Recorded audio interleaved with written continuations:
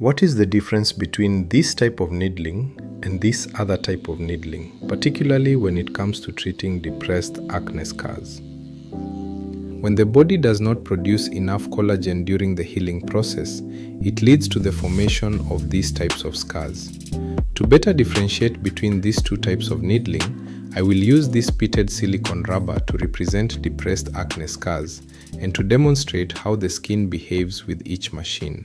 This is the standard cartridge design used with the microneedling pen, which operates via vibration.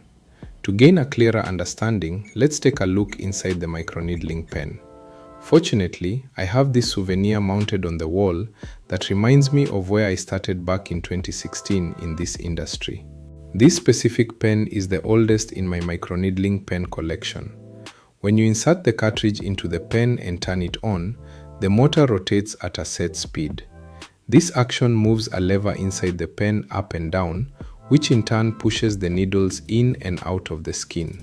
Although these newer designs may look different, they function similarly to the older versions.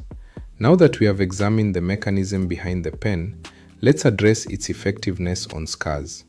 This is where the pen underperforms. The issue arises because the needles are pushed up and down by a 5-volt motor, and the vibrations do cause some parts of the face to flex. This flexing makes the needles bounce off the skin, resulting in less accurate depth penetration. However, the main problem when it comes to treating depressed acne scars is that the needles don't get to prick the bottom part of the scars precisely. Some might wonder why we don't stretch the skin and adjust the needle length to be longer. The problem with this approach is that even when the skin is stretched and the needle length is adjusted, the scars such as ice-pick acne scars still may not receive the precise treatment necessary. Additionally, longer needles might reach the bottom of the scar but can also cause trauma to the surrounding skin that doesn't have scars, rather than promoting collagen production. To clarify, I am not saying that the pen is without value. First of all, it is an excellent tool for treating dark spots and pigmentation that are typically found on the epidermis or for achieving a glowing skin tone. In these cases, deep needle penetration is not necessary. The pen excels in these treatments because, in a single microneedling session, it can deliver over 100,000 pricks due to its high speed, a feat that is impossible to achieve with RF microneedling.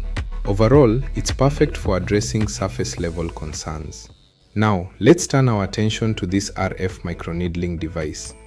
It's important to mention that there are many designs of this machine, but in this particular video, I will focus on the design that features a vacuum function. I will first demonstrate this on gloves before demonstrating on a client's skin. One feature that distinguishes this device from a standard microneedling pen is that before the needles prick the skin is carefully vacuumed upward, away from the underlying bone. This technique creates a space that allows for deeper and more effective needle insertion. By elevating the skin in this way, the needles can penetrate more deeply. The vacuum also prevents the skin from flexing, which can lead to variability in penetration depth and affect the overall effectiveness of the treatment.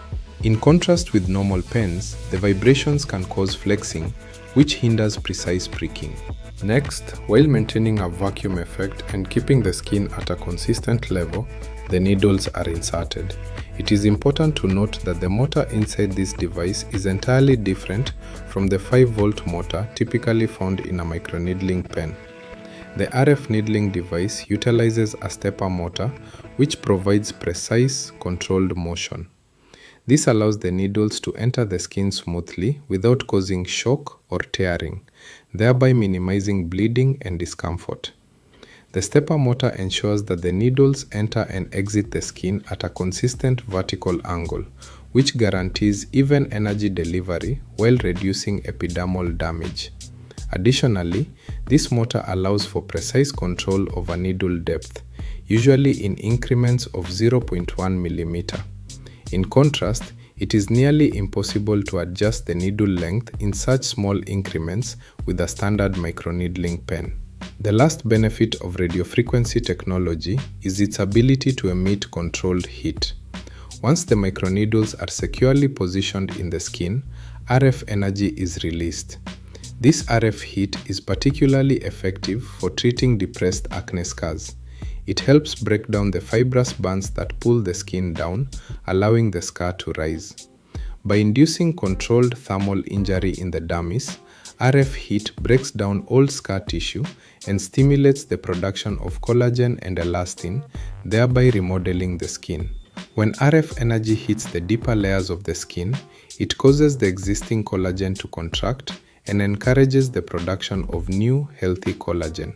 Compared to some lasers, RF microneedling is a minimally invasive option with reduced downtime and in some cases less risk of pigmentation issues, especially in individuals with darker skin tones. However, it is critical to use this technology correctly.